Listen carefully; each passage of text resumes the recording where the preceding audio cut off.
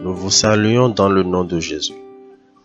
Partageons ensemble ce passage de la Bible, situé dans le livre de la Genèse, au chapitre 3 et au verset 9. Genèse 3, 9. Dans ce passage, il est écrit: Le Seigneur Dieu appela l'homme et lui dit: Où es-tu? Dans ce passage, c'est la question posée par Dieu qui nous intéresse. Où es-tu? Cette question fut posée à Adam dans le jardin d'Éden. Étant des fils d'Adam, Dieu nous pose aujourd'hui cette question.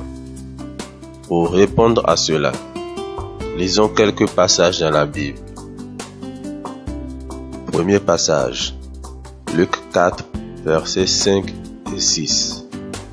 Le diable le conduisit plus haut et le fit voir en un instant tous les royaumes de la terre, et lui dit: Je te donnerai tout ce pouvoir avec la gloire de ces royaumes, parce que c'est à moi.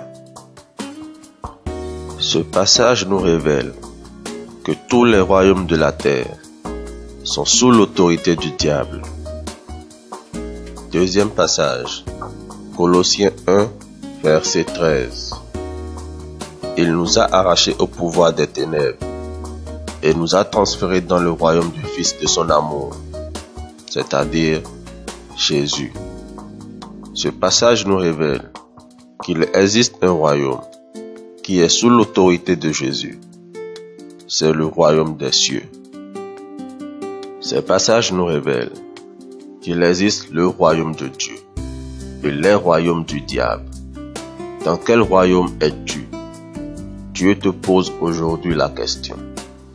Es-tu dans le royaume du Fils de son amour ou dans les royaumes du diable? Cette question est personnelle. Dieu cherche à connaître votre position, votre localisation, votre situation, parce qu'il veut vous arracher au pouvoir des ténèbres et vous transférer dans le royaume du Fils de son amour, c'est-à-dire Jésus. Vous venez de connaître l'amour de Dieu pour vous. Si vous croyez en cet amour, il est temps d'agir.